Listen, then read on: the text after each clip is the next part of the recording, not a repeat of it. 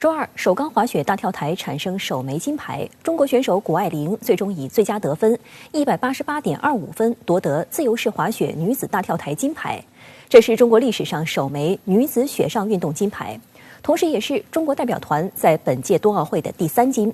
而谷爱凌第一时间安慰实力对手暖心的一幕，在境内外收获无数好评，许多外国媒体与网友称道谷爱凌展现的奥运精神。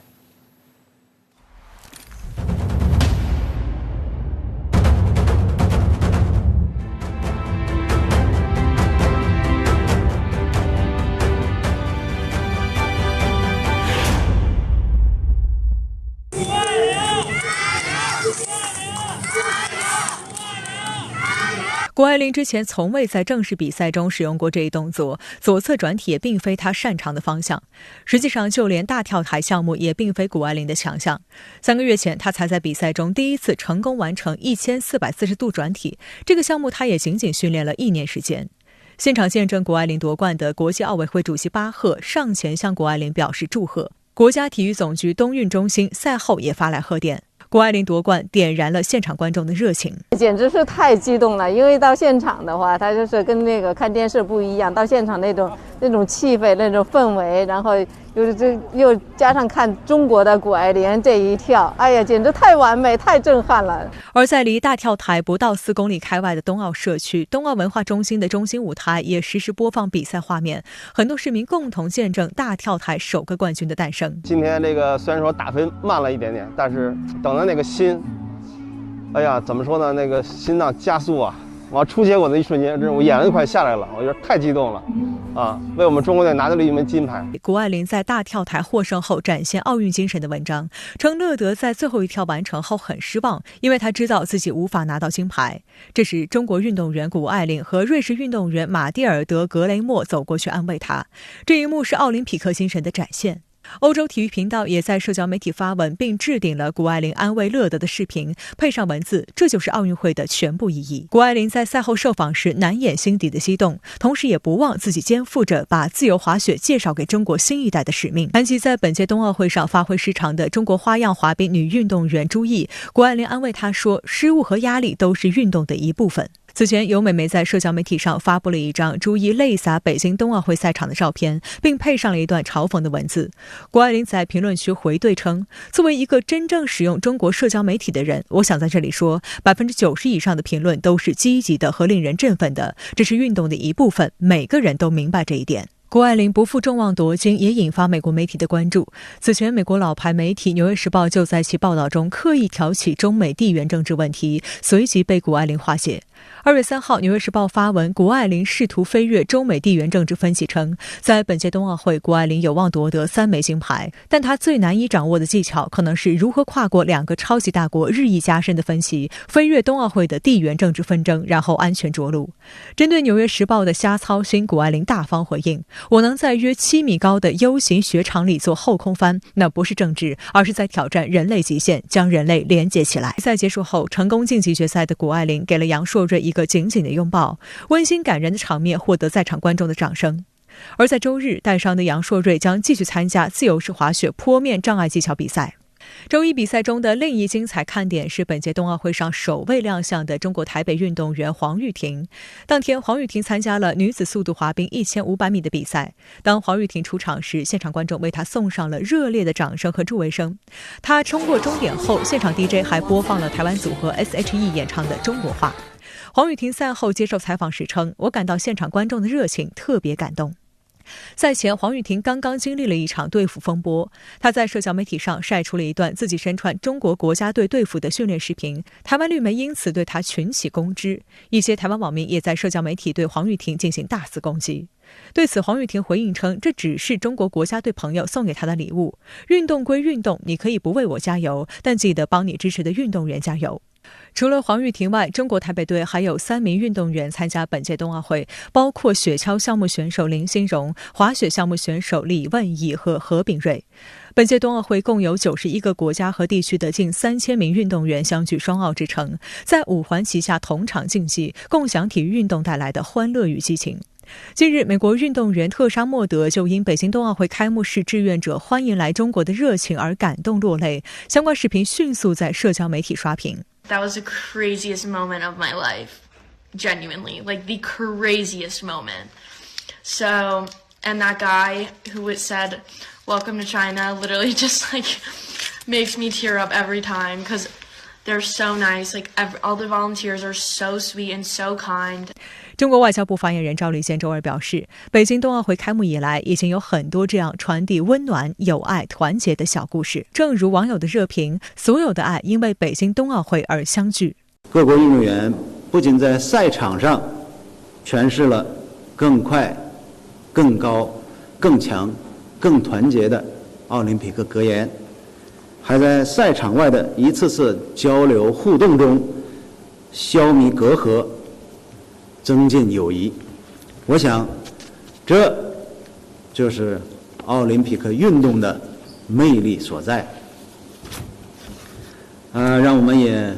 衷心的祝愿各国运动员在赛场上绽放风采，超越自我，圆梦北京。美国国务院周一宣布批准对台出售价值1亿美元、为期5年的爱国者系统工程勤务计划，这也是拜登政府上任后第2次对台军售。对此，中方表示坚决反对，予以强烈谴责。外交部、国台办周二接连表态，敦促美方恪守一个中国原则和中美3个联合公报规定，纠正对台售武的错误行径。美国国务院政治军事局周一通过新闻稿表示，基于所谓与台湾关系法，已决定向台湾出售支持爱国者导弹工程服务及战场监视项目计划，为期5年，总价约1亿美元，约合人民币6.3亿元，其中包含工程服务支持，以维持改善爱国者防空导弹系统。目前，五角大楼国防安全合作局已经将这项军售正式知会国会，最快将在1个月后生效。美国务院政军局称，此次军售案将使台军持续现代化并保持可靠的防御能力，符合美国国家经济与安全利益，有助于提高台湾所谓安全，并有助于维持所谓区域政治稳定、军事平衡与经济进步。台防务部门周二忙不迭发新闻稿感谢美方的军售决定。台外事部门也称，这是美国今年首度宣布的对台军售，充分展现美国政府对台湾所谓防务需求的高度重视，并延续近年来对台军售所谓常态化的政策。对于民进党当局勾连外部势力谋独挑衅，把台湾老百姓血汗钱用来购买武器，国台办发言人马晓光周二回应表示，这挽救不了台独必然灭亡的命运，只会加剧台海紧张局势，一步步把台湾推向灾难。我们敦促美方停止在涉台问题上玩火，纠正对台售武的错误行径，停止利用台独分裂势力损害中国利益，回到恪守一个中国原则和中美3个联合公报，特别是817公报规定的正确道路上来。同一天，外交部发言人赵立坚也指出，美国向中国台湾地区出售武器，严重损害中国主权和安全利益，严重损害中美关系和台海和平稳定。中方对此坚决反对，予以强烈谴责。中方敦促美方恪守一个中国原则和中美3个联合公报规定，立即撤销上述对台军售计划，停止售台武器和美台军事联系。中方必将采取正当有力措施，坚定捍卫自身主权和安全利益。外界注意到，这是拜登自去年上任以来第2次对台军售。去年8月，美国务院批准一项总额约7.5亿美元，约合人民币48亿元的对台军售案，包括40门 M109A6 帕拉丁型自行榴弹炮、20辆 M992A2 系列野战炮兵弹药补给车、一套先进野战炮兵战术数据系统等。观察指出，相较于拜登政府的首次对台军售，此次向台湾出口的主体不是武器装备，而是一套工程勤务服务。根据方案，美国的军工企业将会为台湾地区部署的爱国者防空导弹提供效能检测服务并进行更新，而后续的工程服务支持也包含在这一笔军售订单之内。美国曾在本世纪初向台湾地区出售了近10套爱国者系列防空导弹，尽管此前几经维护升级，但这批导弹的技术性能如今难免出现下降，尤其是其核心雷达与火控系统更是越来越无法满足战备需求。有分析认为，老旧的爱国者导弹经过整备升级之后，究竟能够发挥多少作用，仍要打上问号。拜登政府时隔半年便开启第2次对台军售，数额不大，且没有新武器、新装备，说明试探意味较强。另外，这次军售既帮助雷神和洛克希德马丁等美国军工企业从台当局身上刮油水，还能够为台当局营造出一种所谓安全感，所以美方才乐此不疲地频频在危险边缘试探而不愿收手。拜登政府可能不会松太多的口子去卖他一些更新的武器，比如说像特朗普任内说这个地对地导弹，这种情况会比较少见。他可能还是以维护这个现有的装备的这个提升或者说是更新为主。那么这个也是过去民主党政府，就包括这个前任奥巴马时代他所这个奉行的一个对台的军售策略。所以说拜登政府我感觉就是他的调门很大，但是实际上做的事儿呢相对不是很多。事实上，针对特朗普时期对台湾做出的所谓军售承诺，拜登政府有自己的战略考量。2019年，在特朗普当政时期，美国曾批准对台出售66架 F-16V 战机，计划在2023年交付2架新机给台方，2027年全数交付。台湾联合报周一报道，台空军今年预备了300多亿元新台币，约合人民币70亿元的巨额预算，采购 F-16V 新机所需弹药，争取包括 AGM-158 联合空对地远程导弹，增购狙击标定夹舱等4类导弹、2款作战夹舱等装备。全案今年就开始启动投入预算，但拜登政府至今仍未对这笔交易点头。他们积极争取 F-16配备包括精准攻击夹舱，以及包括反辐射导弹或者远距离遥攻这个导弹这样的武器。那他的思维就是把整个打击的火力，那尽可能涵盖在台海比较远的目标。但目前的这个拜登政府考虑到，这样的武器对于台海情势的一个影响，他们这个可能还需要另外的这个评估，如何符合美国的需要，完全是美国参考自己最大的利益。美国大打台湾牌，向台湾地区出售武器是出于自己利益最大化的考量，但对于民进党当局来说，他们着急紧抱美国大腿，以此达到谋独的险恶目的。据台湾中时新闻网报道，日前被大陆列入台独顽固分子清单的台外事部门负责人吴钊燮接受德国第2电视台专访时就叫嚣，对美国所谓承诺有信心，台湾将持续保持与美方军购，强化所谓防备能力。吴钊燮在采访中再度渲染，中国大陆持续升高所谓对台军事威胁。而岛内绿媒也配合炒作所谓大陆军事威胁，声称春节期间解放军军机初1至初3短暂休息3天后，初4就开工，连续3天进入台所谓防空识别区。对于解放军在台海周边的军事行动，国防部新闻发言人谭克飞曾表示，当前台海局势紧张升级的根源在于民进党当局和台独分裂势力的谋独挑衅和外部势力的以台制华图谋，捍卫国家主权安全，遏制台独分裂行径，中国人民解放军义不容辞。值得注意的是，春节期间挑动岛内独派势力神经的解放军战舰不是航母，也不是万吨大驱，而是056轻型护卫舰。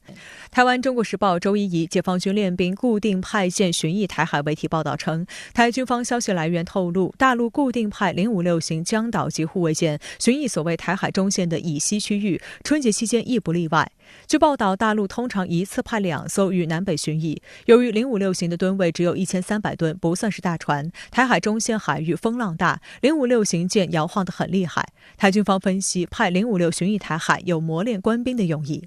专家指出，台媒的报道炒作成分居多，因为056舰巡航的海域距离海岸可能只有几十公里，这些任务属于典型的近海巡逻。由于水深较浅，056舰的耐波性、自持力与作战能力完全胜任这类活动，根本不存在所谓摇晃的厉害的问题。它在解放军海军的这个定位里面，算是一个近海巡逻，比较属于低层次的船舰。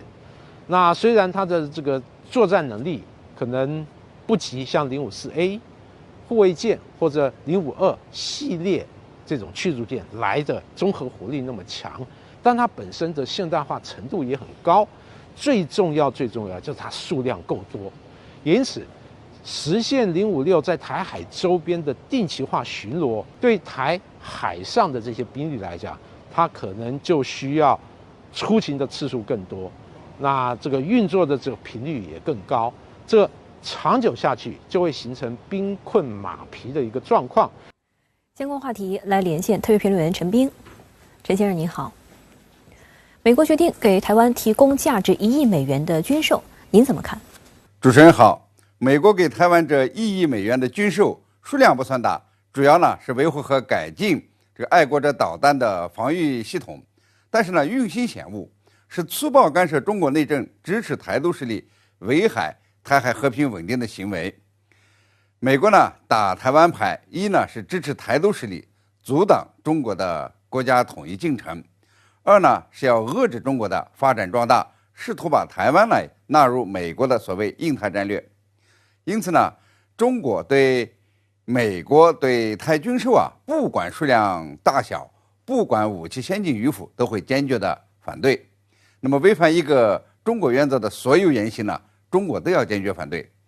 美国打台湾牌呢，中国呢也是不允许的。我也注意到今年以来，这个中国加大了对美国纵容台独势力的反制力度。1月份呢，中国驻美大使很罕见的警告美国，如果美国继续怂恿台当局走台独路线，那么中美可能会卷入军事冲突。2月份呢，中国驻联合国大使发表声明，要求美国放弃对台独势力的纵容和支持，不要在台湾问题上玩火自焚。台独势力呢最大的幻觉就是误以为呢，只要是中国对台独采取断然措施，美国呢是一定会出手相助的。而美国呢不断对台军售，会增加这种幻觉感，会刺激台独分子铤而走险，破坏中国的和平统一路线。所以呢，这个中国大声的敲击美国对台军售，还有一个用意，就是呢要点醒台湾民众，不要呢被台独文宣呢给整晕乎了，要清醒的认识到台湾获得安全的唯一途径就是要实现国家统一，不应该错误的期待美国，尤其是别指望美国会出兵协防台湾。这话呢还不是我说的，这是美国著名的政治学家福山说的。中国实现国家统一是任何人阻挡不了的，美国挡不住，台独势力更挡不住。海峡两岸民众呢都应该致力于反独促统，争取和平方式来统一国家。台湾媒体说，台军更愿意采购 F-16CD Block 70战机及弹药，美国却没同意。您觉得这是为什么呢？美国对台军售呢是玩台湾牌的一部分，台当局呢也是知道的。美国对台军售赚台湾的钱是真，协防台湾不过呢是场面上的话。况且呢，美国对台军售从来呢都是有保留的，不会把最先进的武器卖给台湾的。美国媒体呢早就把话挑明了，说在军售上，美国总是充当施舍者的角色，而台湾则是乞讨者。每年台湾军方的人士登门乞讨，拿着岛内纳税人的巨款往美国军火大老板的口袋里塞，喊得看人脸色，扬人鼻息。这次也一样，买了点配件和服务，台当局呢便鼓吹是台美关系坚若磐石的表现。实际上呢，台湾军方曾经成立封洋专案，对美采购66架 F-16CD Block 70战机，同时呢以分类专案为名对美采购战机所需的弹药，但是拜登政府呢却没有批准，推脱说呢那是特朗普政府的承诺，而批准的军售呢又不是这个台湾的积蓄。于是呢，这个台湾网友就嘲讽台当局已经被宰了一次，看来呢必须被再剥一次皮才行。这也充分说明呢，美国就是把台湾呢当成买单的人，给一堆过时的武器还要你高价收购。说实在呢，就是台湾改善了这个爱国者导弹防御体系，也防不住解放军战机和导弹。但台当局呢要是明智的话呢，就别指望美国来协防台湾了。性价比最好的安全保障呢，就是与祖国统一。你越是购买美国的军火，就说明呢你的台独图谋越强烈，台湾呢就越不安全。好的，谢谢陈先生在线与我们分享您的观点。谢谢。俄罗斯和乌克兰边境的局势持续引发外界关注。尽管俄罗斯一再否认有意入侵乌克兰，但美国仍在渲染俄乌开战气氛。总统拜登日前还下令向波兰和罗马尼亚增派美军。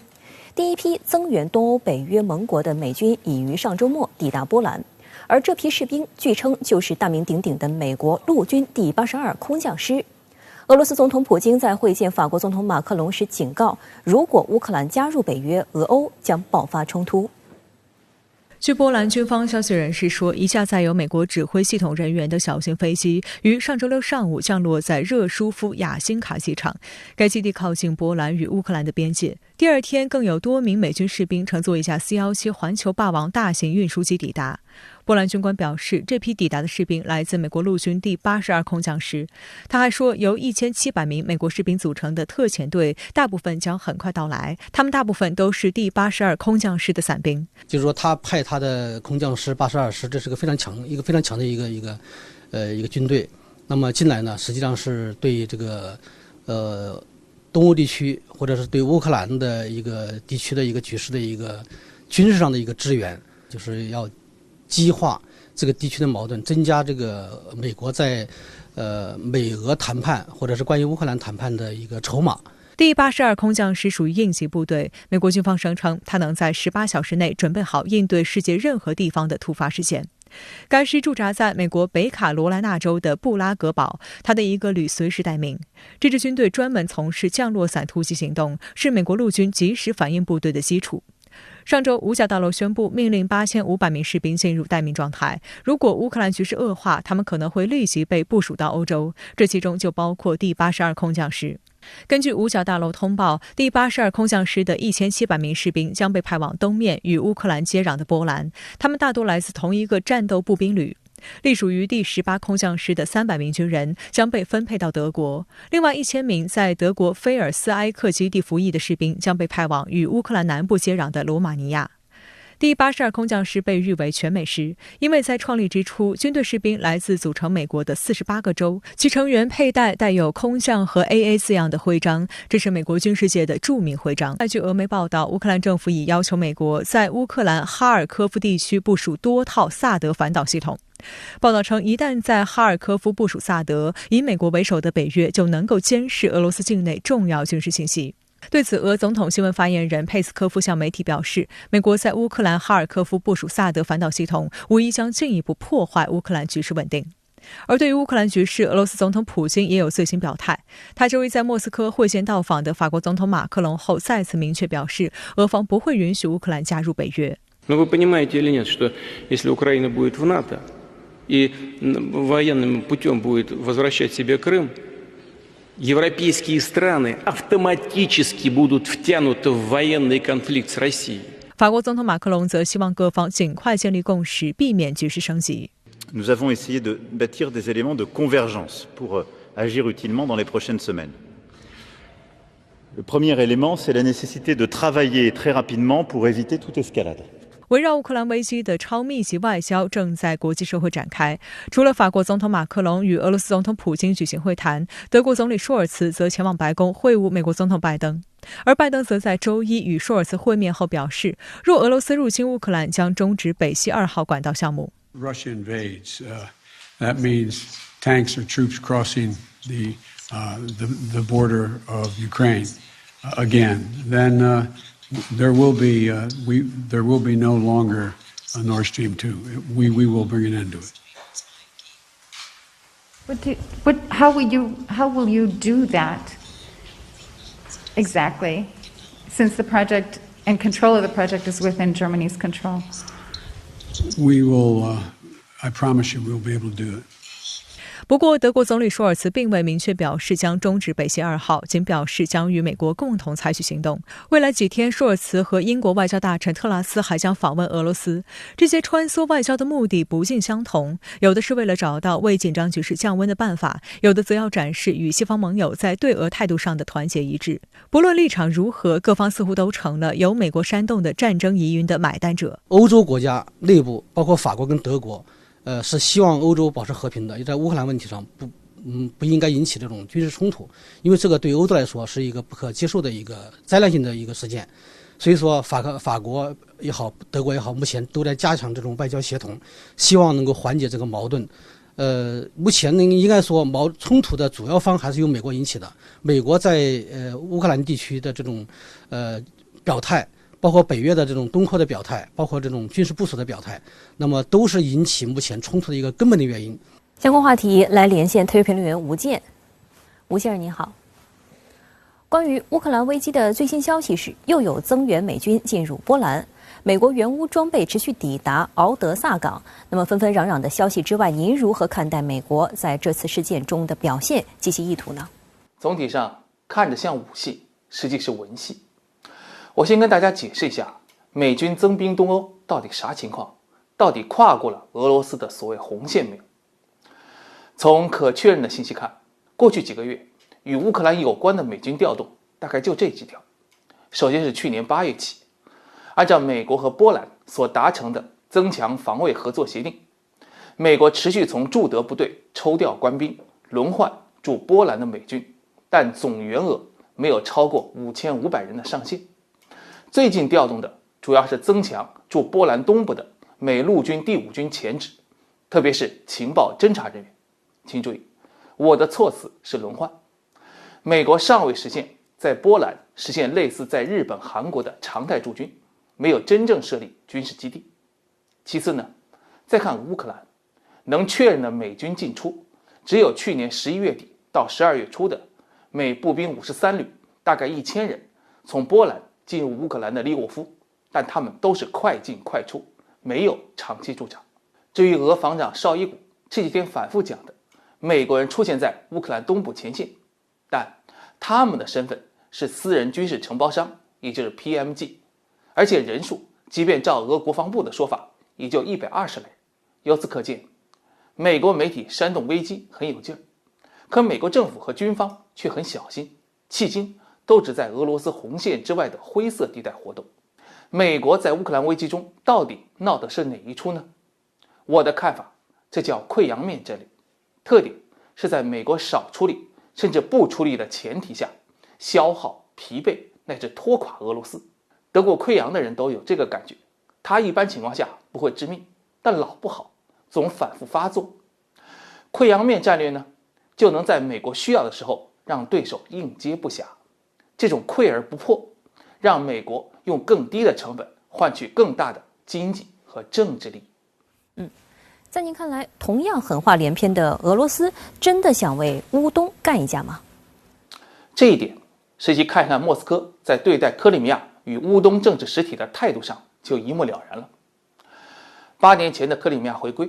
俄罗斯从军事到法律的动作都非常快，短短3个月就走完相关的流程。整个过程里，俄罗斯完全不听乌克兰乃至西方的插嘴，即便合并8年后，经济上始终对克里米亚有投入无产出，但俄罗斯仍一如既往地将其一体化。像现在，克里米亚自治共和国的地位已经边缘化，它和俄罗斯的南部联邦管辖区已经算在一个新的南部联邦管区里面，行政上和俄罗斯的内地没什么不同了。但大致与克里米亚同时起事的乌东顿涅茨克、卢甘斯克2州，俄罗斯呢却始终回避合并的话题。俄罗斯总统新闻秘书佩斯科夫每遇到这个问题，回答都是一样的，那就是我们只支持明斯克协议。其实呢，俄罗斯也清楚，西方的底线是不允许乌克兰进一步分裂。如果接受2州入俄，其结果不必说来自欧美更猛烈的制裁，单就乌克兰来说，会死心塌地地倒向西方，这又恰恰突破了俄罗斯自身的底线。事实上，比起用克里米亚模式拿下乌东，留下已经有效影响下的乌东，同基辅乃至西方博弈，可为莫斯科把控俄乌乃至俄美关系牌局的又一张好牌。请注意，从2014年开始的欧美日对俄集体制裁，据统计，每年对俄罗斯 GDP 造成了2.5%到3%的损失。或许俄罗斯会说这不在乎，但归根到底，过日子的人总是要盘算利弊得失的。好的，谢谢吴先生在线与我们分享您的观点，谢谢。美国《华尔街日报》近日深度报道了拜登政府酝酿已久的亚太经济战略。据披露，拜登政府将在几周内公布印太经济框架的细节。美国声称希望通过这个新战略，在数码贸易、供应链和绿色技术等领域与盟国有更紧密合作。美国想借助这一框架，在亚太地区与中国开展激烈经济竞争。但分析认为，美国力推的印太经济框架依然充斥着排他性。在美国优先的原则之下，该框架可能又会成为美国与盟友的富国俱乐部，而且短期内很难给印太地区相关国家带来实质利益。据《华尔街日报》报道，拜登政府准备发布的所谓印太经济框架，旨在让美国同友好国家在数字贸易、供应链和绿色技术等问题上更密切的合作。美国亚太地区副贸易代表比安奇在最近的一次贸易会议上表示，该框架预计将在几周内公布。该框架的结构将是一系列单独协议，地区国家可以选择签署这些协议。《华尔街日报》称，印太经济框架旨在填补美国2017年退出跨太平洋伙伴关系协定后留下的亚洲战略漏洞。在美国退出后 ，TPP 已经改组为 CPTPP。美国媒体认为，目前战略细节尚未出炉，但预计该框架不会试图让美国重返 CPTPP。实际上，去年11月，美国商务部长雷蒙多就在新加坡表示，美国将在2022年年初启动一个较正式的进程，寻求与印太地区志同道合的伙伴成立一个超越 CPTPP、比传统自由贸易协定更广泛和自由的经济框架。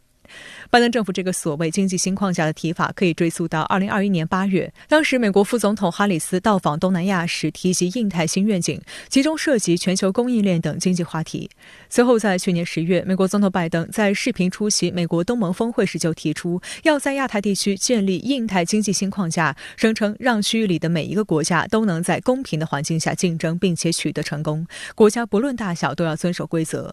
拜登政府对这个所谓的印太经济框架寄予厚望。去年底，美国商务部长雷蒙多和贸易代表戴奇密集访问多个亚太国家，为这一经济框架做宣传。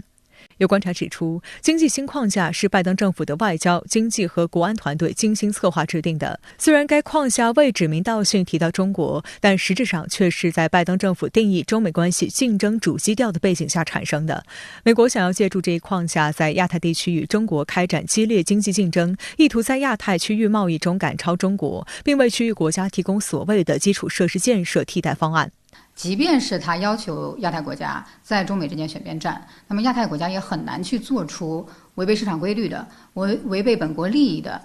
一些选择。因为亚太国家最需要的是市场开放，还有技术转移。那这些国家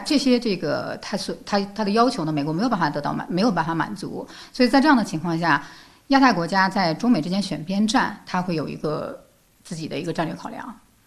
值得注意的是，区域全面经济伙伴关系已经在今年1月正式运行。未来亚洲将会有2个特大的贸易协定，即 RCEP 和 CPTPP。而中国不仅是 RCEP 成员，而且已经申请加入 CPTPP， 但美国2个都没有参加。因此，拜登政府急需一种由美国主导的方案，让美国不需要遵守旨在使所有成员受益的规则。而所谓印太经济框架，就是想要改变过去依赖的多边机制，倚重双边渠道，通过美国分别与各个国家进行双边磋商，形成经济合作协议。它这个服务于美国的政治和安全构想和战略的一个色彩非常的浓厚。他选择了印太经济框架的原因就在于印太经济框架它是一个更为宽泛的更具有针对性的这样的一个战略。我们能看出来，这个印太经济框架呢，它是一个去中国化的、以中国脱钩的一个供应链上的一个战略，所以它是针对美国在印太地区的主要战略对手或者是长期战略对手中国的这样的一个色彩非常的浓厚。美国力推的印太经济框架虽然主打新，但思维却依然充斥着排他性。例如，在《华尔街日报》的报道中就提到，预计在新经济框架中，拜登不会对贸易伙伴削减关税，也不会提供其他传统的市场开放工具。这些工具受到美国劳工团体及美国两党的反对，理由是他们以牺牲美国的就业和制造业为代价。由此可见，美国印太经济框架合作对象的选取以及实施规则的选定都要以美国利益评估为先，这在很大程度上可以说是继承了特朗普政府的遗产，实质上仍是美国优先。身处百年未有之大变局，中国特色大国外交如何布局？3位执新闻蓝听记者北京访谈一线学者，本期对话的嘉宾是中国社会科学院欧洲研究所所长冯仲平。新冠疫情延宕反复，百年变局加速演进，和平与发展遭遇逆风，外部风险隐患显著上升。站在时代的十字路口，我们该何去何从？2022中国外交面临哪些机遇和挑战？直播港澳台寻访国家顶级智库和最高学府，推出北京观察新春特辑与您一同见微知著。2022年必须是欧洲的转折之年。法国总统马克龙在新年前夕的全国讲话中说了这句话：2022年欧洲要怎么转？法德今年大选如何影响欧盟？在中美竞争加剧的背景下，身为美国盟友的欧洲将如何取态？中方又该如何面对？带着这些问题，我们来到中国社科院，对话社科院欧洲所所长、中国欧洲学会会长冯仲平。